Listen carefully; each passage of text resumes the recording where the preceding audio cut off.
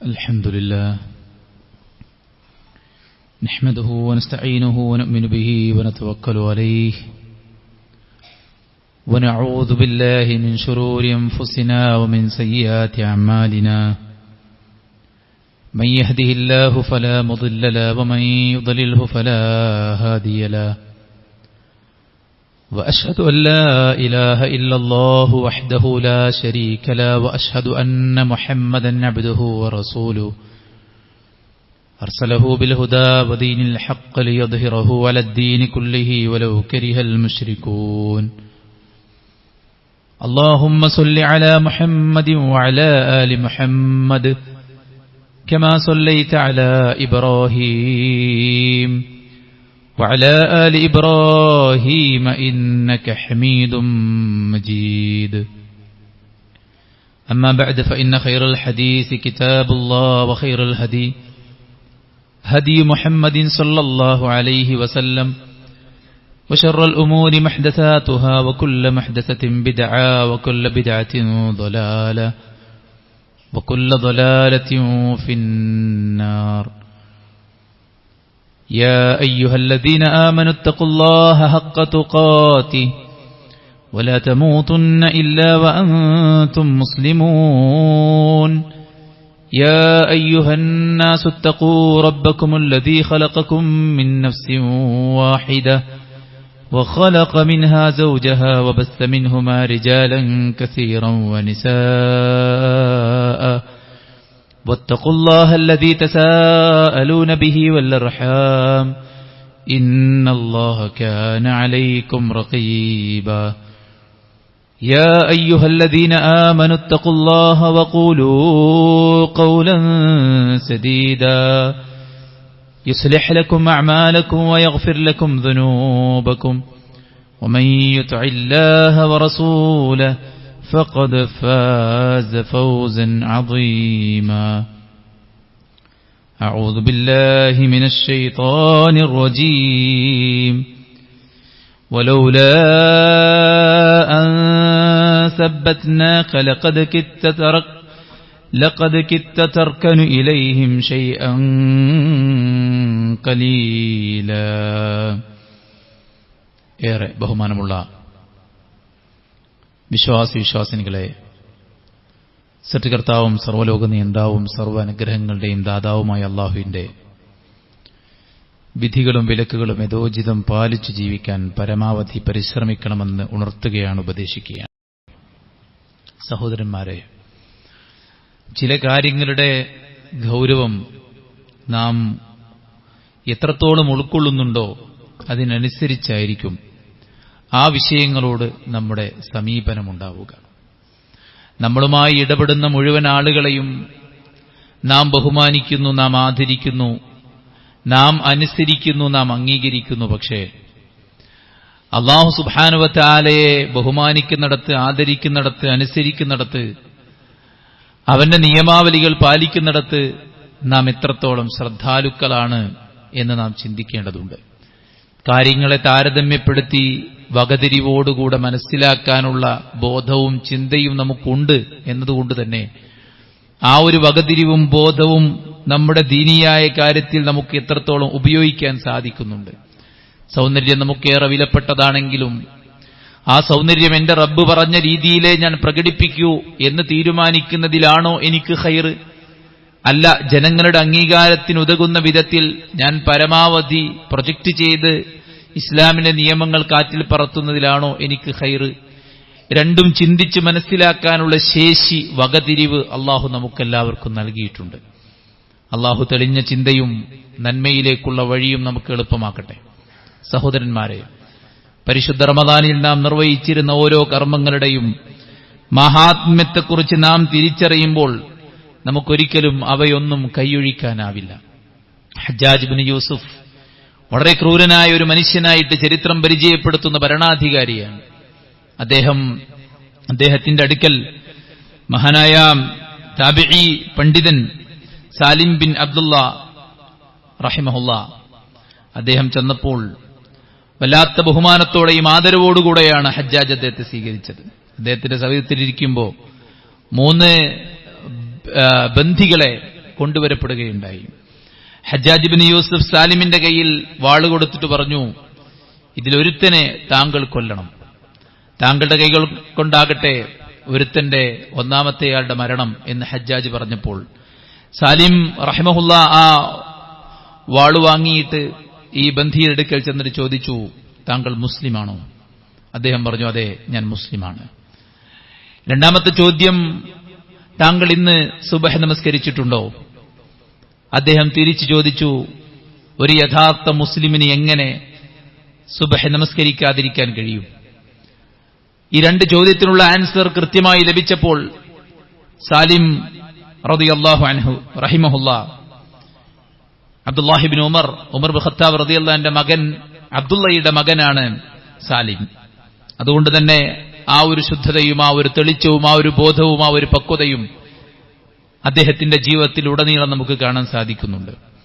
വാളുമായിട്ട് ഹജ്ജാജ് ഇബ്നു യൂസുഫിന്റെ അടുക്കൽ ചെന്ന് വാള് തിരിച്ചു കൊടുത്തിട്ട് പറഞ്ഞു, അയാൾ മുസ്ലിമാണ്. മാത്രവുമല്ല അദ്ദേഹം സുബഹ് നമസ്കരിച്ചിട്ടുണ്ട്. അള്ളാഹുവിന്റെ പ്രവാചകൻ സല്ലല്ലാഹു അലൈഹി വസല്ലം പറഞ്ഞതായിട്ട് എനിക്കറിയാം, മൻ സല്ല സുബ്ഹ് ഫഹുവ ഫി ദിമ്മത്തില്ലാഹ്, സുബ്ഹ് നമസ്കാരം നിർവഹിച്ചവൻ അള്ളാഹുവിന്റെ സംരക്ഷണത്തിലാണ് എന്ന് പ്രവാചകൻ സല്ലല്ലാഹു അലൈഹി വസല്ലം പറഞ്ഞത് എനിക്കറിയാം. അതുകൊണ്ട് അള്ളാഹുവിന്റെ സംരക്ഷണത്തിൽ കഴിയുന്ന ഒരു മനുഷ്യനെ ഞാൻ എങ്ങനെയാണ് ഹജ്ജാജ് ഈ വാളുകൊണ്ട് കൊലപ്പെടുത്തുക എന്ന് ഹജ്ജാജ് ബിൻ യൂസുഫിനോട് മഹാനായ സാലിം ബിൻ അബ്ദുല്ല റഹിമഹുല്ലാഹു തആല പറയുകയാണ്. സുഹൃത്തുക്കളെ, ഒരു സുബ്ഹ് ജമാഅത്തിന് പങ്കെടുത്ത ഒരു മനുഷ്യന് മരണം വിധിച്ചിട്ട് പോലും അതിൽ നിന്ന് രക്ഷപ്പെടാൻ ആ ഒരു സുബ്ഹിന്റെ ജമാഅത്ത് പ്രചോദനമായി എങ്കിൽ നാം നിർവഹിക്കുന്ന ഓരോ ആരാധനാ കർമ്മങ്ങളുടെയും മാഹാത്മ്യവും മഹത്വവും എത്രത്തോളമാണ്. ആ ആരാധനകളെ നിലനിർത്തി പോകുന്നിടത്ത് നമുക്ക് വിജയിക്കാൻ സാധിക്കേണ്ടതുണ്ട്. അല്ലാഹുവിന്റെ ഖുർആൻ പറഞ്ഞില്ലേ, ഇന്നല്ലദീന ഖാലൂ റബ്ബുനല്ലാഹ് സുമ്മ ഇസ്തഖാമൂ തതനസ്സലു അലൈഹിമുൽ മലായിക അല്ലാ തഖാഫൂ വലാ തഹ്സനൂ, മരണത്തിന്റെ വേളയിൽ നിങ്ങൾ ഭയക്കേണ്ട, നിങ്ങൾ ദുഃഖിക്കേണ്ട എന്ന് മലക്കുകൾ സന്തോഷവാർത്ത അറിയിക്കുന്ന ആളുകൾക്ക് രണ്ട് പ്രത്യേകതയാണുള്ളത്. അവർ പറയുന്ന വാക്ക് റബ്ബുനല്ലാഹ്, ഞങ്ങളുടെ റബ്ബ് അല്ലാഹുവാണ്. സുമ്മ ഇസ്തഖാമൂ, പിന്നീട് ആ ഈമാനിൽ അവർ അടിയുറച്ചു നിൽക്കുകയും ചെയ്തവരാണ്. ഈ സ്വർഗം കൊണ്ട് വാഗ്ദാനം നൽകപ്പെടുന്ന, മരിക്കുന്ന സമയത്ത് സമാധാനം കൊണ്ട്, ഭയമില്ലായ്മ കൊണ്ട്, ദുഃഖമില്ലായ്മ കൊണ്ട് സന്തോഷവാർത്ത അറിയിക്കപ്പെടുന്ന അവസ്ഥയുള്ളത് എന്ന് ഖുർആൻ പറയുകയാണ്. പ്രവാചകൻ സല്ലല്ലാഹു അലൈഹി വസല്ലം അടുക്കൽ ഒരാൾ വന്നു, ഇസ്ലാമിനെ കുറിച്ച് ചോദിച്ചു. എന്നിട്ട് ഇസ്ലാമിന്റെ കാര്യങ്ങളെക്കുറിച്ച് മനസ്സിലാക്കി അദ്ദേഹം തിരിച്ചു പോകുമ്പോൾ വിജയിക്കാനുള്ള മാർഗത്തെക്കുറിച്ച് ചോദിച്ചപ്പോൾ റസൂൽ കരീം സല്ലല്ലാഹു അലൈഹി വസല്ലം അദ്ദേഹത്തോട് പറഞ്ഞു, ഖുൽ ആമൻതു ബില്ലാഹ് സുമ്മ ഇസ്തഖിം, നീ പറയൂ, അല്ലാഹു അല്ലാതെ ആരാധനക്ക് അർഹനായി മറ്റാരുമില്ലെന്ന് ഞാൻ വിശ്വസിക്കുന്നു, അല്ലാഹുവിന്റെ ദീനിൽ ഞാൻ അടിയുറച്ച് മുന്നോട്ട് പോവുകയും ചെയ്യുന്നു എന്ന് നീ പ്രഖ്യാപിക്കുക എന്ന് പ്രവാചകൻ സല്ലല്ലാഹു അലൈഹി വസല്ലം അദ്ദേഹത്തോട് പറയുകയാണ്. റമദാൻ കഴിഞ്ഞു. ആവേശത്തോടെ നാം നിർവഹിച്ച ഖിറാഅത്തും നമ്മുടെ നമസ്കാരവും ഖിയാമുൽ ലൈലും ജീവിത വിശുദ്ധിയും കാത്തു സൂക്ഷിക്കാൻ നമുക്ക് സാധ്യമാകുന്നുണ്ടോ എന്ന് നാം ചിന്തിക്കേണ്ടതാണ്. പരിശുദ്ധ റമദാനിനെ ആരാധിച്ച ആളുകളുണ്ട്. മൻ കാന യഅ്ബുദുല്ലാഹ്, ആരെങ്കിലും അല്ലാഹുവിനെയാണ് ആരാധിച്ചതെങ്കിൽ റമദാൻ കഴിയുന്നതോടെ പടച്ച റബ്ബ് സുബ്ഹാനഹു വ തആലയുടെ ശക്തിയോ അവന്റെ നിരീക്ഷണമോ ഇല്ലാതാകുന്നില്ല. അല്ലാഹു സുബ്ഹാനഹു വ തആല എപ്പോഴും ഹയ്യാണ്, അവൻ ഖയ്യൂമാണ്. അതുകൊണ്ട് പരിശുദ്ധ റമദാനിനെ ആരാധിച്ചവർക്ക് നിർത്തിപ്പോകാൻ സമയമായി, അവർ നിർത്തിപ്പോവുകയും ചെയ്തു. എന്നാൽ അല്ലാഹു സുബ്ഹാനഹു വ തആലയെ ആരാധിച്ച ആളുകൾ ഇപ്പോഴും ആരാധനയിൽ താല്പര്യത്തോടുകൂടെ മുന്നോട്ട് പോയിക്കൊണ്ടേയിരിക്കുന്നുണ്ട് എന്നുള്ളത് സഹോദരന്മാരെ നമുക്ക് സന്തോഷം നൽകുന്ന ഒരു കാര്യമാണ്. ഇതിലേതിലാണ് നാം ഉള്ളത് എന്ന് നാം ചിന്തിക്കേണ്ടതാണ്. റമദാനിന് മുമ്പുള്ള ശഅബാനിലുള്ളതുപോലത്തെ ഒരവസ്ഥയിലേക്ക് നാം തിരിച്ചുപോയോ? അതല്ല, പരിശുദ്ധ റമദാനിന് ശേഷം അതിൻ്റെതായ ഒരു പരിഭാവനതയും പവിത്രതയും കാത്തുസൂക്ഷിക്കാൻ നമുക്ക് സാധ്യമാകുന്നുണ്ടോ? നന്മയിലെ നമ്മുടെ ഔത്സുക്യം, നമ്മുടെ താല്പര്യം നിർവഹിക്കുമ്പോൾ നമുക്കുണ്ടായിരുന്ന ആ ഒരു നിർവൃതി, മാനസിക സമാധാനം, അതിന് നാം നിർവഹിച്ച ആ ഒരു മാനസികമായിട്ടുള്ള മാത്സര്യം, ഇതെല്ലാം നമ്മുടെ ജീവിതത്തിലുണ്ടോ എന്ന് നാം പരിശോധിക്കേണ്ടതുണ്ട്. സഹോദരന്മാരെ, നന്മകൾ ചെയ്യുക എന്നതിനേക്കാളും വലിയ അധ്വാനമാണ് നന്മയെ നിലനിർത്തുക എന്നുള്ളത്. നന്മയെ നിലനിർത്തി മരണം വരെ മുന്നോട്ട് പോകാനുള്ള തൗഫീഖ് പടച്ചറബ് സുബ്ഹാനഹു വ തആല നമുക്ക് നൽകുന്ന തൗഫീഖാണ്. ഖുർആൻ പറഞ്ഞില്ലേ, വഅബ്ദു റബ്ബക ഹത്താ യഅതിയകൽ യഖീൻ. നിങ്ങൾ അല്ലാഹുവിനെ ആരാധിക്കേണ്ടത് ഒരു മാസമല്ല, ഒരു വർഷമല്ല, ഒരു പ്രത്യേക സാഹചര്യത്തിലോ സന്ദർഭത്തിലോ അല്ല. വഅബ്ദു റബ്ബക ഹത്താ യഅതിയകൽ യഖീൻ. അല്ലാഹു സുബ്ഹാനഹു വ തആലയുടെ വിളി, മരണമാകുന്ന വിളി, അത് വരും വരേക്കും നിങ്ങൾ അല്ലാഹുവിനെ ആരാധിച്ചുകൊണ്ടേയിരിക്കണമെന്ന് വിശുദ്ധ ഖുർആനിൽ അല്ലാഹു സുബ്ഹാനഹു വ തആല ഓർമ്മപ്പെടുത്തുന്നുണ്ട്. അതുകൊണ്ട് തന്നെ നമ്മുടെ ആരാധനകളിൽ ഔത്സുക്യത്തോടെ മുന്നോട്ട് പോകാൻ നമുക്ക് സാധിക്കണം. നമ്മുടെ ആരാധനകൾ മാത്രമല്ല, നമ്മുടെ ജീവിതത്തിൽ നാം കൈയൊഴിച്ച തിന്മകൾ, ദുശ്ശീലങ്ങൾ, വേണ്ടാത്ത പ്രവർത്തനങ്ങൾ, സംസാരങ്ങൾ, ഇടപാടുകൾ, ബന്ധങ്ങൾ, അതെല്ലാം ജീവിതത്തിൽ നിന്ന് മാറ്റിവെച്ചുകൊണ്ട് മുന്നോട്ട് പോകാൻ നമുക്ക് സാധിക്കേണ്ടതുണ്ട്. സുഹൃത്തുക്കളെ, അല്ലാഹുവിന്റെ പ്രവാചകൻ സല്ലല്ലാഹു അലൈഹി വസല്ലം അവിടുത്തെ കാണാനും അവിടുത്തോടൊപ്പം സഹവസിക്കാനും അവിടുത്തെ ആശയത്തിൽ വിശ്വസിക്കാനും സ്വഹാബി എന്ന പട്ടികയിൽ ഇടം പിടിക്കാനുമുള്ള ഭാഗ്യം എത്ര വലിയ ഭാഗ്യമാണ്. ആ ഭാഗ്യം ലഭിച്ച സ്വഹാബിമാർ പോലും ദീനിൽ നിന്ന് തെറ്റിപ്പോയിട്ടുണ്ട്. അൽ ബഖറയും ആലു ഇംറാനും എഴുതി വെക്കുകയും വിശുദ്ധ ഖുർആൻ മറ്റുള്ളവരെ പഠിപ്പിക്കുകയും നബിയുടെ കൂടെ ഏറ്റവും നല്ല സഹചാരിയായിട്ട് കഴിച്ചുകൂട്ടുകയും ചെയ്ത ഒരാൾ പിൽക്കാലത്ത് തന്റെ ജീവിത സാഹചര്യം മാറി മറിഞ്ഞപ്പോൾ അദ്ദേഹത്തിന്റെ പഴയ ക്രിസ്ത്യൻ മതത്തിലേക്ക് തിരിച്ചു പോവുകയും അദ്ദേഹം അള്ളാഹുവിന്റെ പ്രവാചകൻ സല്ലല്ലാഹു അലൈഹി വസല്ലമ കൊണ്ടുവന്ന ആശയത്തിലേക്ക്, ആദർശത്തിന് വിരുദ്ധമായ കാര്യങ്ങൾ പറയുകയും ചെയ്ത ഒരു സാഹചര്യത്തിൽ നബി സല്ലല്ലാഹു അലൈഹി വസല്ലമ അദ്ദേഹത്തിനെതിരെ പ്രാർത്ഥിക്കുന്ന ഒരു സംഭവമുണ്ട്. പ്രവാചകൻ സല്ലല്ലാഹു അലൈഹി വസല്ലമ ആ പ്രാർത്ഥന നിർവഹിച്ചതിൽ പിന്നീട് അദ്ദേഹത്തിന്റെ മയ്യത്ത് ഖബർ സ്വീകരിക്കാതെ പോവുകയും അദ്ദേഹത്തിന്റെ ഖബറിനെ ആഴത്തിൽ കുഴിച്ച് വീണ്ടും ഖബറടക്കിയപ്പോൾ ജനാസ മയ്യത്ത് വീണ്ടും ഭൂമി പുറന്തള്ളുകയും ഒക്കെ ചെയ്യുന്ന സാഹചര്യമുണ്ടായത് ചരിത്രത്തിൽ നമ്മൾ വായിക്കുന്നുണ്ട്. സഹോദരന്മാരെ, ഇതെല്ലാം നമ്മളെ ബോധ്യപ്പെടുത്തുന്നത് ദീനിൽ വരാനുള്ള, ദീനിൽ പ്രവേശിക്കാനുള്ള, ദീന് പ്രാവർത്തികമാക്കാനുള്ള സൗഭാഗ്യത്തെക്കാളും വലിയ സൗഭാഗ്യമാണ് ആ ദീന് നിലനിർത്തി കൊണ്ടുപോകാൻ സാധിക്കുക എന്നത്. റസൂൽ കരീം സല്ലല്ലാഹു അലൈഹി വസല്ലമ യുദ്ധം തുടങ്ങുന്നതിന് മുമ്പ് തന്നെ ഒരാളെ ചൂണ്ടിയിട്ട് പറഞ്ഞു, അയാൾ നരകാവകാശിയാണ്. സ്വഹാബത്തിന് അദ്ദേഹത്തെ കണ്ടപ്പോൾ അങ്ങനെ തോന്നിയതുമില്ല. അദ്ദേഹം ആകട്ടെ വളരെ സജീവമായിട്ട് യുദ്ധക്കളത്തിൽ പോരാടുന്നതാണ് സ്വഹാബത്ത് കാണുന്നത്. പിന്നീട് പിറ്റേ ദിവസം അദ്ദേഹം മരിച്ചതായിട്ട് കാണുകയുണ്ടായി. നബി സല്ലല്ലാഹു അലൈഹി വസല്ലമയുടെ സ്വഹാബത്ത് പറഞ്ഞു, നബിയെ, അദ്ദേഹം ഷഹീദായിരിക്കുന്നു. ആ സന്ദർഭത്തിൽ റസൂൽ കരീം സല്ലല്ലാഹു അലൈഹി വസല്ലം പറഞ്ഞു, അദ്ദേഹം അല്ലാഹുവിന്റെ മാർഗത്തിൽ ഷഹീദാണെങ്കിൽ പോലും അദ്ദേഹത്തിന്റെ കൈകളിൽ അപഹരിച്ചെടുത്ത സ്വത്തുണ്ട് എന്ന് റസൂലുള്ളാഹി സ്വല്ലല്ലാഹു അലൈഹി വസല്ലം ഓർമ്മപ്പെടുത്തുകയാണ്. മറ്റൊരു സന്ദർഭത്തിൽ ഒരു ആളെ ചൂണ്ടിയിട്ടും നബി അയാൾ നരകക്കാരനാണെന്ന് പറഞ്ഞിട്ടുണ്ട്. അയാൾക്ക് യുദ്ധത്തിൽ ഒരുപാട് മുറിവുകൾ ബാധിച്ചു. വേദന സഹിക്കാൻ കഴിയാതെ രാത്രിയിൽ അദ്ദേഹം തന്റെ വാള് മണലിൽ കുത്തിവെച്ച് അതിലേക്ക് വീണ് അതിലേക്ക് ചാടി അദ്ദേഹം ആത്മഹത്യ ചെയ്യുകയാണ്. ഇങ്ങനെ ആത്മഹത്യ ചെയ്ത ഒരു മനുഷ്യനെ കുറിച്ചും നബി സല്ലല്ലാഹു അലൈഹി വസല്ലമ മുൻകൂറായിട്ട് തന്നെ ഇയാൾ നരകക്കാരനാണെന്ന് പ്രഖ്യാപിച്ചത് നമുക്ക് കാണാൻ സാധിക്കും. സുഹൃത്തുക്കളെ, ഇവരൊക്കെ ആരാണ്? അല്ലാഹുവിന്റെ പ്രവാചകന്റെ കൂടെ ജീവിക്കാനും അവിടമിൽ വിശ്വസിക്കാനും അവിടുത്തെ സ്വഹാബി എന്ന പദവി നേടിയെടുക്കാനും ഭാഗ്യം ലഭിച്ച ആളുകളാണ്. അതുകൊണ്ട് തന്നെ ആത്മാർത്ഥമായിട്ട് നാം പ്രാർത്ഥിക്കണം. അല്ലാഹുവിന്റെ പ്രവാചകന്മാരാണ് പ്രാർത്ഥിച്ചത്. എന്ത്? തവഫനി മുസ്ലിമൻ വഅൽഹിഖ്നി ബിസ്സാലിഹീൻ. ഇതാരുടെ പ്രാർത്ഥനയാണ്? പ്രവാചകന്മാരുടെ പ്രാർത്ഥനയാണ്. അല്ലാഹുവേ, മുസ്ലിമായിട്ടല്ലാതെ ഞങ്ങൾ നീ മരിപ്പിക്കല്ലേ.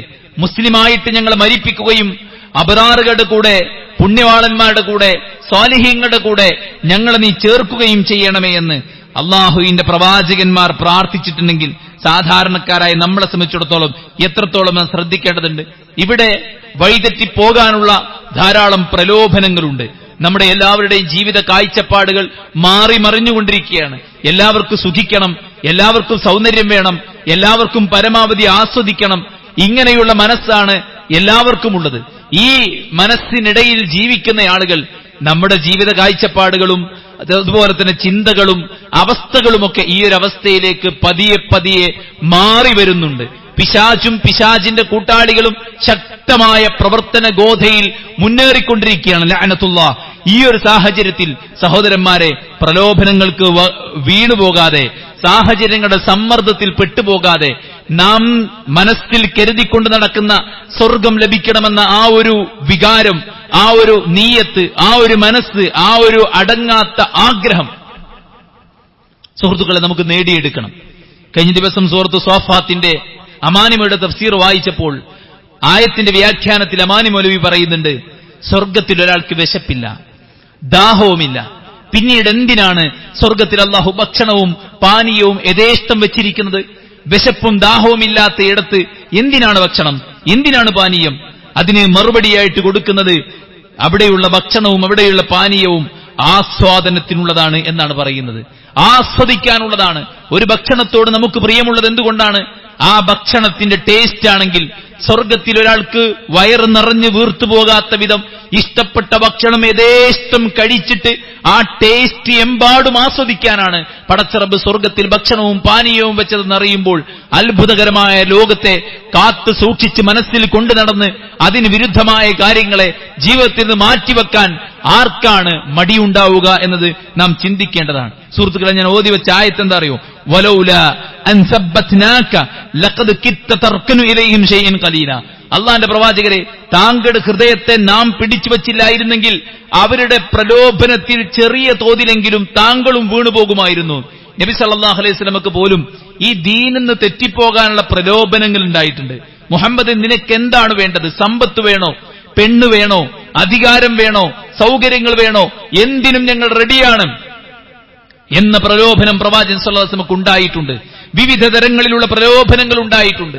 അല്ലാഹു സുബ്ഹാനഹു വ തആല നബിയോട് പറയും, നബിയെ, അങ്ങയുടെ ഹൃദയത്തെ ഞാൻ പിടിച്ചു വച്ചില്ലായിരുന്നെങ്കിൽ ആ പ്രലോഭനത്തിൽ താങ്കളും വീണുപോകുമായിരുന്നു എന്ന് സൂറത്ത് ഇസ്രാഇന്റെ 74-ാമത്തെ ആയത്തിൽ അല്ലാഹു സുബ്ഹാനഹു വ തആല പറയാണ്.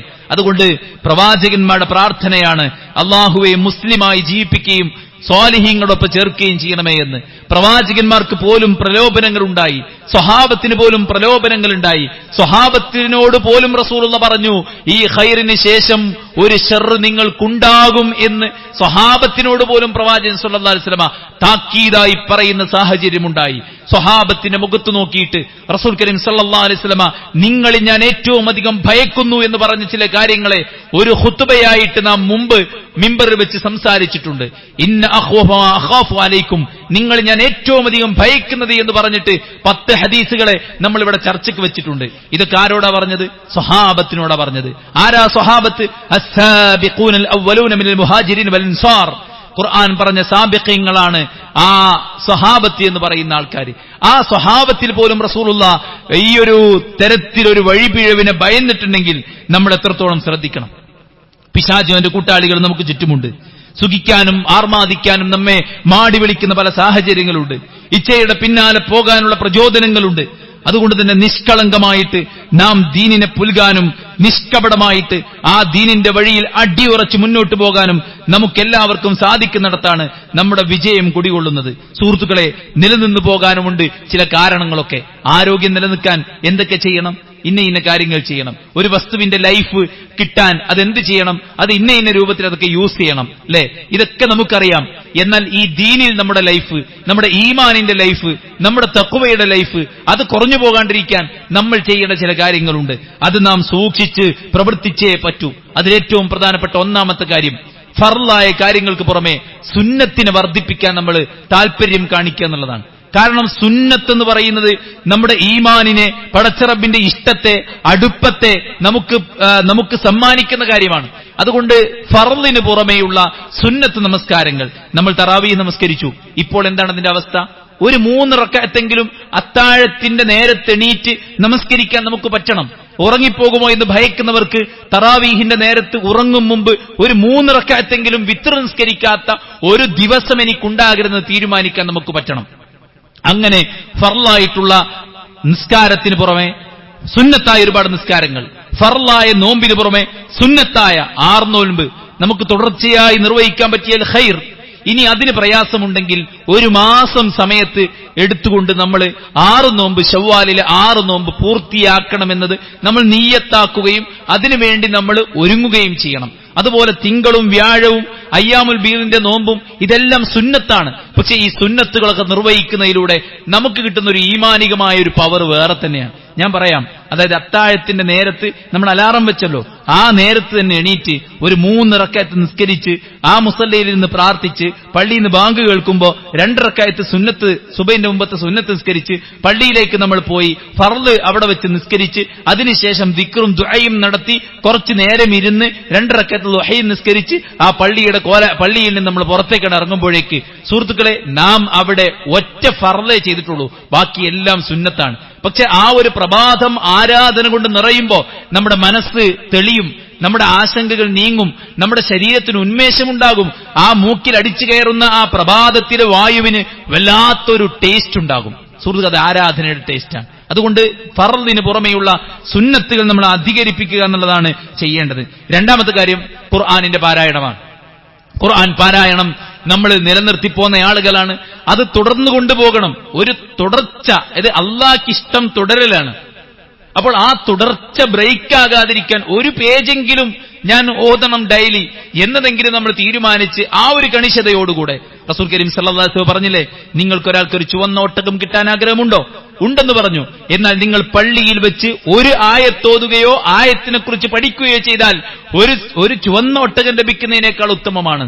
അങ്ങനെയെങ്കിൽ 10 ആയത്ത്, 20 ആയത്ത്, 30 ആയത്ത് നാം ഓതുകയാണെങ്കിൽ എത്ര നമുക്ക് സമ്പാദിക്കാൻ സാധിക്കും. ഇങ്ങനെ ഖുർആനിന്റെ പാരായണം നമ്മൾ തുടർത്തിക്കൊണ്ടുപോകാൻ ശ്രദ്ധിക്കുമ്പോൾ നമ്മുടെ ഈമാൻ ശോഷിച്ചു പോകാതെ നമുക്ക് നിലനിർത്താൻ സാധിക്കും. അതാണ് രണ്ടാമത്തെ കാര്യം. മൂന്നാമത്തെ സുഹൃത്തുക്കളെ, ദിക്റുകൾ സ്ഥിരമായിട്ട് നമ്മൾ നിർവഹിക്കുക എന്നുള്ള, രാവിലെയും വൈകുന്നേരമുള്ള ദിക്ർ, അതുപോലെ തന്നെ ജീവിതത്തിന്റെ വിവിധങ്ങളായ ഘട്ടങ്ങളിൽ നമ്മൾ പാലിക്കുന്ന അദ്കാറുകൾ, അത് കൃത്യമായിട്ട് നമ്മൾ നിർവഹിക്കുക എന്നുള്ളതാണ്. അത് നമുക്ക് പരിചയമാണ് പിശാചിൽ നിന്നുള്ളത് എന്ന് മനസ്സിലാക്കുക. നാലാമത്തെ കാര്യം, നല്ലവരോടൊപ്പം, ഈമാനുള്ളവരോടൊപ്പം, നന്മയ്ക്ക് നമ്മെ സഹായിക്കുന്നവരോടൊപ്പം. നോക്കൂ, സ്വഹാബത്ത് പരസ്പരം കണ്ടുമുട്ടുമ്പോൾ അവരെന്താ പറഞ്ഞിരുന്നത്? ഇജ്ലിസ് ബിനാ നുഅ്മിനു ബിസാഅ, എല്ലാവരും ഒരുമിച്ചിരിക്കൂ, നമുക്കൊന്ന് നല്ല കാര്യങ്ങൾ പറഞ്ഞ് ഈമാനിനെ വർദ്ധിപ്പിക്കാമെന്ന്. ഒരു ടൂർ പോകുമ്പോൾ പോലും ഈമാനികമായിട്ട് നമ്മുടെ ഗ്രോത്ത്, നമ്മുടെ വളർച്ച ഉണ്ടാക്കാൻ പറ്റിയ എന്തെല്ലാം സാഹചര്യങ്ങൾ ഉണ്ടാകുന്നുണ്ട്. അതുകൊണ്ട് അങ്ങനെയുള്ള കൂട്ടുകാരെ സ്വീകരിക്കാനും ദീനിൽ നിന്ന് നമ്മളെ തെറ്റിച്ചു കളയുന്ന കൂട്ടുകെട്ട് ബ്രേക്ക് ചെയ്യാനും നമുക്കെല്ലാവർക്കും സാധിക്കാന്നുള്ളതാണ് നാലാമത്തെ കാര്യം. അഞ്ചാമത്തെ സുഹൃത്തുക്കളെ, പഠനവും അതുപോലെ തന്നെ അതുമായി ബന്ധപ്പെട്ട കാര്യങ്ങളാണ്. ഖുർആനിന്റെ ആശയങ്ങളെക്കുറിച്ച് നമ്മൾ പഠിക്കുമ്പോൾ നമ്മുടെ കണ്ണ് തുറയും, ഉറപ്പാണ്. കാരണം ഇന്നിപ്പോ നമുക്ക് ഫ്രണ്ട്സാണ് ഏറ്റവും വലുത്. ഖുർആൻ അല്ലാഹു സുബ്ഹാനഹു വ തആല ഒരു ഫ്രണ്ടിനെ കുറിച്ച് പറയുന്നുണ്ട്, അയാൾ സ്വർഗ്ഗത്തിലാണ്. സ്വർഗ്ഗത്തിൽ നിങ്ങൾ ആലോചിക്കണം, എന്റെ ഫ്രണ്ട് ഇപ്പൊ എവിടെ പോയി? അപ്പോൾ അല്ലാഹു സുബ്ഹാനഹു വ തആല നരകക്കാരെ അവർക്ക് കാണിച്ചു കൊടുക്കാൻ, നരകത്തിന്റെ അടിയിലത്തെ തട്ടിൽ തന്റെ ഫ്രണ്ടിനെ കാണുമ്പോൾ അയാൾ പറയുന്ന ഒരു വാക്കുണ്ട്, പടച്ചോനെ, ഞാനെങ്ങാനും അവന്റെ കൂടെ പോയിരുന്നെങ്കിൽ ഞാനും അവന്റെ കൂടെ ഈ നരകത്തിലാകുമായിരുന്നു. അള്ളാഹു എന്നെ കാത്ത് രക്ഷിച്ചത് കൊണ്ടാണ് ഞാൻ ഈ സ്വർഗത്തിലെത്തിയത് എന്നുള്ളതാണ്. അതുകൊണ്ട് ഫ്രണ്ട്ഷിപ്പ് എന്ന് പറയുമ്പോൾ എന്തിനും ഏതിനും ഫ്രണ്ട്ഷിപ്പ് എന്നതിന് വിരുദ്ധമാണ് ഈ ആയത്ത്. നന്മയിൽ മാത്രമാണ് കൂട്ടുചേരാൻ നമ്മളോട് പറഞ്ഞിരിക്കുന്നത്. ഒരു തിന്മയിലും ഒരാളുമായിട്ടും കൂട്ടുചേരരുത് എന്നാണ് നമ്മളോട് പറഞ്ഞിരിക്കുന്നത്. ഫ്രണ്ട്സ് വലിയ കാര്യമായി കണ്ട് അവർ പറയുന്ന എല്ലാ തോന്നിയാസങ്ങൾക്കും കൂട്ടുനിൽക്കുന്ന ആളുകൾക്ക് ഈ ഒരു ഗതി ഉണ്ടാകുമെന്നത് സഹോദരന്മാരെ ഖുർആൻ വായിക്കുമ്പോൾ നമുക്ക് മനസ്സിലാവും. അതുകൊണ്ട് ഖുർആനിന്റെ ആശയം പഠിക്കാൻ, സ്വഹാബത്തിന്റെ ചരിത്രം പഠിക്കാൻ, ഹദീസുകൾ പഠിക്കാൻ നമ്മൾ ചുരുങ്ങിയ ഒരു ബുക്ക് നമ്മുടെ മേശപ്പുറത്തുണ്ടാവണം. അത് നമുക്ക് ചെറിയൊരു ടൈം കിട്ടുമ്പോൾ ജസ്റ്റ് ഒന്ന് മറിച്ച് ഒരു 2 പേജെങ്കിലും വായിച്ചാൽ നാളെ നമ്മൾ 3 പേജ് വായിക്കും. ചെറിയ ചെറിയ തുടക്കങ്ങളാണ് വലിയ വലിയ വിജയങ്ങളിലേക്ക് എത്തിക്കുന്നത്. വീട്ടിൽ നിന്നുണ്ടാക്കിയ ചെറിയ അച്ചാറ് അത് അയൽപ്പക്കത്ത് കൂടെ വിറ്റിട്ട് പിന്നീട് വലിയ ബ്രാൻഡായിട്ട് മാറിയ ചരിത്രം നമ്മൾ വായിക്കുന്നെങ്കിൽ നമ്മുടെ ജീവിതത്തിലും ചെറിയ ചെറിയ കാര്യങ്ങൾ കൊണ്ട് വലിയ വലിയ പരിവർത്തനങ്ങൾ ഉണ്ടാക്കാൻ പറ്റും. അതുകൊണ്ട് ചെറിയ പേജെങ്കിലും വായിക്കാൻ നമുക്ക് എല്ലാവർക്കും സാധിക്കണമെന്നതാണ് ഓർമ്മപ്പെടുത്താനുള്ളത്. നല്ലത് കേൾക്കാനും നല്ലത് അറിയാനും നല്ലത് പഠിക്കാനും ആ ഖുർആനിന്റെ ആശയങ്ങളിലൂടെയുള്ള ഒരു സഞ്ചാരം നടത്താനും ഇനിയും നമുക്ക് പറ്റും. അതിനുള്ളൊരു പരിശ്രമം നമ്മൾ നടത്തുക. ഈമാനിൽ ഇസ്തിഖാമത്തോടുകൂടെ ഉറച്ചു നിൽക്കാൻ പരിശ്രമിക്കുക. അള്ളാഹു അനുഗ്രഹിക്കുമാറാവട്ടെ.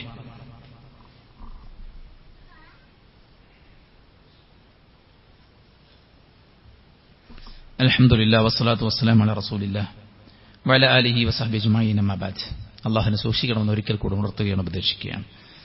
ഈദിന്റെ സന്തോഷത്തിൽ കൂട്ടുകാരോടൊപ്പം പ്രകൃതി മനോഹരമായ ഇടങ്ങളിലൂടെ സഞ്ചരിച്ച 3 യുവാക്കളിൽ ഒരാൾ കടന്നലാക്രമണത്തിൽ മരണപ്പെട്ടത് നമ്മൾ കാണുകയുണ്ടായി. അവിടെ യാത്രയിലെ അവരുടെ പാട്ടും അതിനുശേഷം അദ്ദേഹത്തിന് ബാധിച്ച പരിക്കും മരിച്ചു കിടക്കുന്ന അദ്ദേഹത്തിന്റെ ഡെഡ് ബോഡിയുമൊക്കെയാണ് വാട്സപ്പിലൂടെ നീളം നമ്മൾ കണ്ടുകൊണ്ടേയിരിക്കുന്നത്. സുഹൃത്തുക്കളെ, ഇത് അപ്രതീക്ഷിതമാണ്. നാം ഒരിക്കലും പ്രതീക്ഷിക്കുന്ന കാത്തിരിക്കുന്ന സമയത്തല്ല നമ്മുടെ മരണം ഉണ്ടാകുന്നത്. വളരെ അപകടകരമായ ഒരവസ്ഥയിലേക്ക് തന്റെ ആരോഗ്യസ്ഥിതി എത്തിയെന്ന് വയോധികനായ ഒരാൾ മനസ്സിലാക്കിയപ്പോൾ അദ്ദേഹം തന്റെ ഭാര്യയെയും കൂട്ടി ഹറമിലേക്ക് പോയി. ഹറമിലേക്ക് പോയത് ഹറമിൽ വെച്ചാകട്ടെ എന്റെ മരണം. കാരണം അവിടെ നടക്കുന്ന മയ്യത്ത് നമസ്കാരങ്ങളൊക്കെ അദ്ദേഹം കാണുന്നുണ്ട്.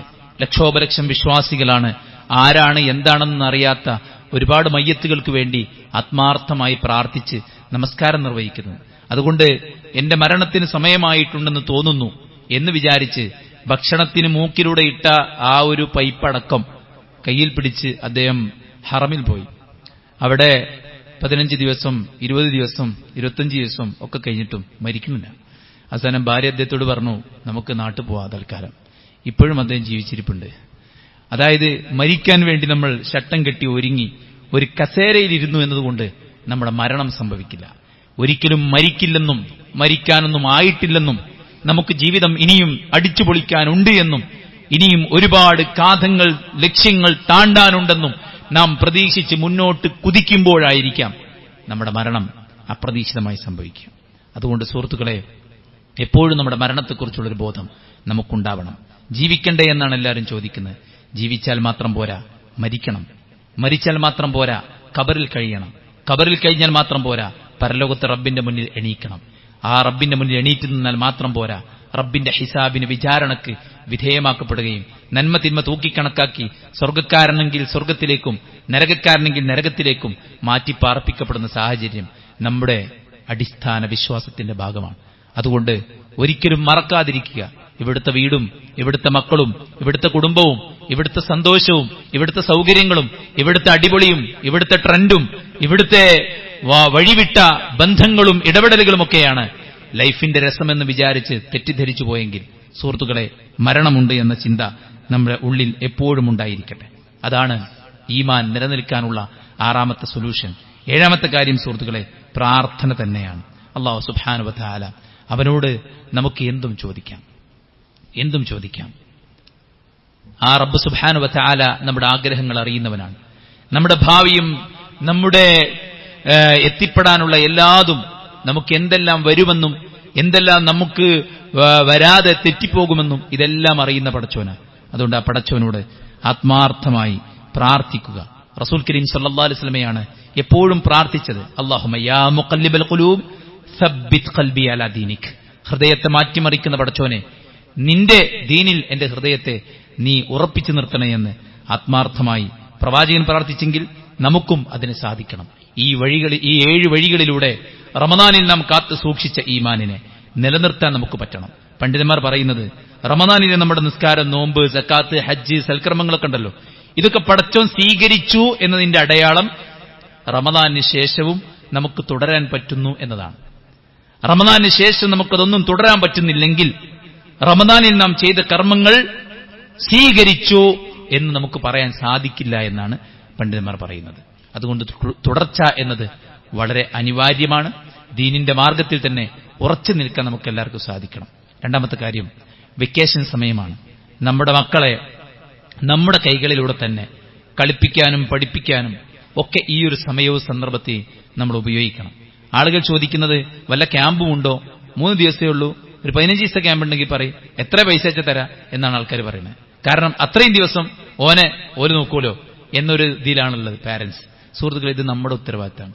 നമ്മുടെ മക്കളാണ്. അവരെ ഈ വെക്കേഷൻ സമയത്ത് നമ്മുടെ കൂടെ കൊണ്ടു നടന്ന് നമുക്കെന്താണോ മക്കളെക്കുറിച്ച് ആശങ്കയുള്ളത് ആ ആശങ്കകളൊക്കെ തിരുത്താനും, എന്താണോ മക്കളിൽ ഉണ്ടാക്കിയെടുക്കാൻ നമ്മൾ ആഗ്രഹിക്കുന്നത് അതെല്ലാം ഉണ്ടാക്കിയെടുക്കാനും ഉള്ള സമയമാണ്. നമ്മൾ എന്ത് ചെയ്യണമെന്ന് ചോദിച്ചു കഴിഞ്ഞാൽ വളരെ കാമായി വളരെ ശാന്തമായി മക്കളോടൊപ്പം അല്പസമയം ചിലവഴിക്കാനും അവരുടെ കാര്യത്തെ ഒന്ന് കൃത്യമായി ഓർഡർ ചെയ്യാനും അവർക്ക് കളിക്കാനും അവർക്ക് വായിക്കാനും അവർക്ക് പഠിക്കാനും അവർക്ക് എന്റർടൈൻമെന്റിൽ മുഴുകാനും പറ്റിയ ഹലാലായ വഴികൾ നമ്മുടെ വീട്ടിൽ തന്നെ അറേഞ്ച് ചെയ്തു കൊടുക്കാനും അവരുടെ കളികൾക്കും അവരുടെ പഠനത്തിനും അവരുടെ മറ്റു കാര്യങ്ങൾക്കൊക്കെ ഒരു ഓർഡർ വരുത്താനും, ഇനി ഈ വെക്കേഷന് അവർക്ക് എക്സ്ട്രാ നമ്മൾ വല്ലതും പഠിപ്പിക്കാൻ ആഗ്രഹിക്കുന്നെങ്കിൽ അങ്ങനെ അന്വേഷിച്ചുകൊണ്ട് അവരെ പ്രത്യേകമായി പഠിപ്പിക്കാനും നല്ല ഇസ്ലാമികമായിട്ടുള്ള ക്യാമ്പുകളിലും മറ്റൊക്കെ പങ്കെടുപ്പിക്കാനും ഒക്കെ ശ്രദ്ധിച്ച് ഈ ഒരു 2 മാസത്തെ വെക്കേഷൻ സമയം നമ്മുടെ മക്കളെ നമ്മുടെ കൈകളിൽ തന്നെ കൊണ്ടു നടക്കാൻ നമ്മൾ പ്രത്യേകം ശ്രദ്ധിക്കണം. കുറച്ച് മദ്രസ പ്രായമൊക്കെ കഴിഞ്ഞ കുട്ടികളെ സാധാരണ ചെയ്യുക അവിടെ ഇവിടെയൊക്കെ കടയിൽ കൊണ്ടേ ചെയ്തു, അതിലൂടെ കുറച്ച് പോക്കറ്റ് മണി കിട്ടും. അത് വേണ്ടെന്നൊന്നും പറയുന്നില്ല, പക്ഷേ ആ കടയും അതിന്റെ പരിസരവും അവന്റെ കൂട്ടുകാരും ഒക്കെ ഏതൊരവസ്ഥയിലാണുള്ളത് എന്നുള്ളത് നമ്മൾ പരിശോധിക്കേണ്ടതാണ്. നല്ല ദീനീബോധമുള്ള ഒരു സുഹൃത്ത് എന്നോട് പറഞ്ഞാണ്, ഈ ക്യാമ്പസിലേക്ക് BEdന് അഡ്മിഷൻ കിട്ടിയത് നന്നായി, എനിക്ക് ആദ്യം കിട്ടിയത് മറ്റൊരു യൂണിവേഴ്സിറ്റിയിലാണ്, അവിടെ എന്റെ കൂടെ എന്നേക്കാൾ ഈമാനുള്ള ഒരുത്തൻ എന്റെ കൂടെ ഉണ്ടായിരുന്നു, അവൻ അവിടെ അഡ്മിഷൻ എടുത്തു, അവന്റെ കഥ ഇപ്പൊ എടുക്കാല്ല എന്നാ പറയുന്നത്.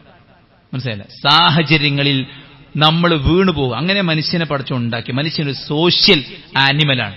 അതുകൊണ്ട് എവിടെയാണോ ജീവിക്കുന്നത് അവിടുത്തെ ചുറ്റുപാടുമായിട്ട് മനുഷ്യനെ ഇണങ്ങും. അതുകൊണ്ട് മക്കൾക്ക് പോക്കറ്റ് മണിക്കും മറ്റു കാര്യത്തിനൊക്കെ വേണ്ടിയിട്ട് നമ്മൾ എവിടെയും കൊണ്ടേ ആക്കിയിട്ടുണ്ടെങ്കിൽ അവിടെയൊക്കെ നല്ല അന്തരീക്ഷം നിസ്കരിക്കാനും അതുപോലെ തന്നെ അങ്ങനത്തെ കാര്യങ്ങൾക്കൊക്കെ പറ്റുന്ന സ്ഥലമാണ്, അവന്റെ കൂടെയുള്ളത് നല്ല കുട്ടികളാണ്. ഇതൊക്കെ ഉറപ്പുവരുത്തിയിട്ട് അത്യാവശ്യമെങ്കിൽ മാത്രം അവനെ ആ കാര്യങ്ങളിൽ ചേർക്കുക എന്നുള്ളതാണ്. കാശുണ്ടാക്കാൻ കുട്ടികൾ പഠിക്കണം, അത് സംശയമൊന്നുമില്ല. പക്ഷേ പഠിക്കുന്ന സമയത്ത് ക്യാഷുണ്ടായാൽ പിന്നെ എന്തിന് പഠിക്കണം എന്ന് കുട്ടി ചിന്തിക്കുന്നെങ്കിൽ അത് ചിലപ്പോ ക്യാഷ് ഉണ്ടാക്കാതിരിക്കലാണ് നല്ലത് എന്നൊരവസ്ഥയിലേക്കായിരിക്കും നമ്മൾ കാര്യങ്ങൾ മനസ്സിലാക്കേണ്ട ഒരവസ്ഥ ഉണ്ടാകും. കാരണം പഠിക്കുന്ന സമയത്ത് കുറച്ചൊക്കെ പോക്കറ്റ് മണി കിട്ടിക്കഴിഞ്ഞാൽ പിന്നെ പഠനത്തോടൊരു മടുപ്പുണ്ടാവും, സ്വാഭാവികമാണ്. പിന്നീട് ഇങ്ങനെയുള്ള വഴിയിലേക്കൊക്കെ തിരിഞ്ഞാൽ മതിയല്ലോ എന്ന് ചിന്തിച്ചിട്ട് പിന്നെ ആ വഴിയിലേക്ക് തിരിയും. പിന്നെ കുറച്ച് മുന്നോട്ട് പോകുമ്പോൾ ആ വഴിയിലെ സ്കോപ്പൊക്കെ അടയുമ്പോൾ പഠിച്ചാൽ മതിയായിരുന്നു എന്ന് ചിന്തിച്ചാൽ അത് പ്രയാസമാണ്. അതുകൊണ്ട് വെക്കേഷൻ കാലയളവിനെ എങ്ങനെ ഉപയോഗിക്കണമെന്നത് കൃത്യമായിട്ട് പഠിച്ച് മനസ്സിലാക്കുക. പിന്നെ നമ്മൾ കേൾക്കുന്ന എല്ലാ ദുരന്ത വാർത്തകളുടെയും പിന്നിലെ വില്ലനാണ് ഇൻസ്റ്റഗ്രാം. കഞ്ചാവാണെങ്കിലും ശരി, കൊലപാതകമാണെങ്കിലും ശരി, പ്രേമമാണെങ്കിലും ശരി, എല്ലാറ്റിന്റെയും പിന്നിലെ വില്ലനാണ് ഇൻസ്റ്റഗ്രാം. കഞ്ചാവിന് വേണ്ടി ഒരു പെണ്ണിനെ ഉപയോഗിച്ച കഥയാണിപ്പോ ഇന്നലെ മീഡിയയിൽ നമ്മൾ കണ്ടത്. എങ്ങനെയാണ് ഒരു പെൺകുട്ടി ഒരു മറ്റൊരുത്തന്റെ കൂടെ, അവന്റെ കൂടെ ഞാൻ ഇന്ന സ്ഥലത്ത് താമസിച്ചു, ഇന്ന സ്ഥലത്ത് താമസിച്ചു, അവിടെ താമസിച്ചു, ഇവിടെ താമസിച്ചു, എന്തെല്ലാമാണ് ആ പെണ്ണ് പറയുന്നത്. ആരാണവൻ? ഏതോ ഒരുത്തൻ. എങ്ങനെയാണ് ബന്ധപ്പെട്ടത്?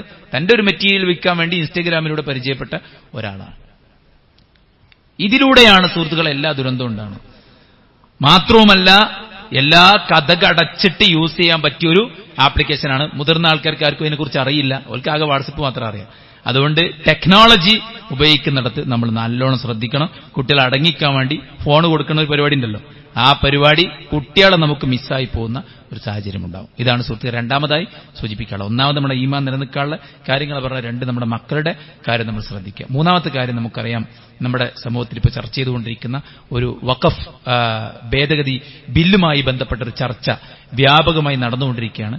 ആ രംഗത്ത് നമുക്കറിയാം, വഖഫ് സ്വത്താകുമ്പോൾ നമുക്കൊരു നിർഭയവും അതുപോലെ തന്നെ സമാധാനമായിരുന്നു. ഒരു കാശ് കൊടുത്താലും സ്ഥലം കൊടുത്താലും ഒക്കെ ഇത് അള്ളാന്റെ ഭൂമിയായിട്ട് എക്കാലത്ത് നിലനിൽക്കുമല്ലോ എന്നുള്ള ഒരു ധൈര്യം നമുക്കുണ്ടായിരുന്നു. ആ ധൈര്യത്തിനെ ചോദ്യം ചെയ്യുന്ന തരത്തിലുള്ളതാണ് ഈ ഭേദഗതി ബില്ലുകൾ എന്ന് പറയുന്നത്. മാത്രവുമല്ല നമ്മുടെ ഭരണഘടനാ വിരുദ്ധമായ ഇത്തരം നീക്കങ്ങൾ അടിക്കടി ഉണ്ടാകുമ്പോൾ നമ്മുടെ ഭാവിയുമായി ബന്ധപ്പെട്ട ഒരുപാട് ആശങ്കകൾക്ക് സാധ്യതയുള്ളൊരു വിഷയം കൂടെയാണ് ഇതെല്ലാം. ഇത് മുസ്ലിങ്ങളെ മാത്രം ബാധിക്കുന്ന ഒരു പ്രശ്നമല്ല, എല്ലാ മതസ്ഥരെയും അവരുടെ ആരാധനാലയങ്ങളെയും ആരാധനാലയങ്ങളുടെ സ്വത്തിനെയും ഒക്കെ ബാധിക്കുന്ന ഒരു പ്രശ്നമാണ് ഈ ഒരു വഖഫ് ഭേദഗതി ബില്ല് എന്ന് പറയുന്നത്. അത് കഴിഞ്ഞ ദിവസം പാസാക്കപ്പെടുകയുണ്ടായി. അതിന് ഇവിടുത്തെ രാഷ്ട്രീയ മത സാമൂഹിക രംഗത്തുള്ള എല്ലാ ആളുകളും ഏത് രീതിക്കാണോ മുന്നോട്ട് പോകേണ്ടത് ആ രീതിക്ക് തന്നെ നമ്മുടെ നേതൃത്വം പറയുന്നതനുസരിച്ച് മുന്നോട്ട് പോകാൻ തയ്യാറാകണം. അതോടൊപ്പം തന്നെ ആത്മാർത്ഥമായി നമ്മുടെ രാജ്യത്തിന്റെ നല്ല ഭാവിക്ക് വേണ്ടി പ്രാർത്ഥിക്കാൻ നമ്മൾ തയ്യാറാകണം. കുതന്ത്രങ്ങൾക്ക് പടച്ചറബ് സുബ്ഹാനഹു വ തആലക്ക് വിരുദ്ധമായ റിസൾട്ട് ഉണ്ടാക്കാൻ കഴിയും. അതുകൊണ്ട് ആ പടച്ചറബിനോട് ആത്മാർത്ഥമായി നമ്മൾ പ്രാർത്ഥിക്കുക. ഒറ്റക്കെട്ടായി ഇത്തരം സാമൂഹിക അരാജകത്വങ്ങൾക്കെതിരെ, കമ്മ്യൂണൽ ഇഷ്യൂസ് ബോധപൂർവം സൃഷ്ടിക്കാനുള്ള ഗൂഢമായ ശ്രമങ്ങൾക്കെതിരെ ഒറ്റക്കെട്ടായി വികാരത്തെ പിടിച്ചു നിർത്തി വിവേകത്തോടുകൂടെ മുന്നോട്ട് പോകാൻ നമ്മളെല്ലാവരും ശ്രദ്ധിക്കുക. അള്ളാഹു അനുഗ്രഹിക്കുമാറാവട്ടെ. നമ്മുടെ എല്ലാ വീഴ്ചകളും അള്ളാഹു വിട്ടുപുറത്തും മാപ്പാക്കി തരട്ടെ. അവന്റെ പരിശുദ്ധ ജന്നാത്തുൽ ഫിർദൗസിൽ അള്ളാഹു കുടുംബസമേതം നമ്മെ എല്ലാവരെയും ഉൾപ്പെടുത്തി അനുഗ്രഹിക്കട്ടെ. നമ്മിൽ ഒരുപാട് സുഹൃത്തുക്കൾ രോഗികളാണ്. അള്ളാഹു എല്ലാവർക്കും ശിഫാവിനെ ആജിൽ സമ്മാനിക്കട്ടെ. നമ്മിൽ മരിച്ചു പിരിഞ്ഞ സഹോദരങ്ങൾക്ക് അള്ളാഹു മഗ്ഫിറത്തും റഹ്മത്തും നൽകി അനുഗ്രഹിക്കുമാറാവട്ടെ. പരിശുദ്ധ റമദാനിൽ നാം തുടർത്തിപ്പോന്ന ആ ഒരു പുണ്യകർമ്മങ്ങളെ ഇനിയും നിലനിർത്തിക്കൊണ്ടുപോകാൻ അള്ളാഹു തൗഫീക്ക് ചെയ്യട്ടെ. റമദാനിൽ നാം കാണിച്ച ആ ഒരു സൂക്ഷ്മത, ആ ഒരു തഖ്വ, അത് നിലനിർത്താൻ അള്ളാഹു പടച്ചറബ് നമുക്ക് എല്ലാവർക്കും തൗഫീക്ക് നൽകി അനുഗ്രഹിക്കട്ടെ. അല്ലാഹുമ്മ ഗ്ഫിർ ലിൽ മുഅ്മിനീന വൽ മുഅ്മിനാത്ത് വൽ മുസ്ലിമീന വൽ മുസ്ലിമാത്ത് അൽ അഹ്യാഇ മിൻഹും വൽ അംവാത്ത് ഇന്നക മുജീബു ദഅവാതി ഖാദിൽ ഹജാത്ത് اللهم ربنا تقبل منا إنك أنت السميع العليم وتب علينا إنك أنت التواب الرحيم ربنا آتنا في الدنيا حسنة وفي الآخرة حسنة وقنا عذاب النار آمين برحمتك يا أرحم الراحمين.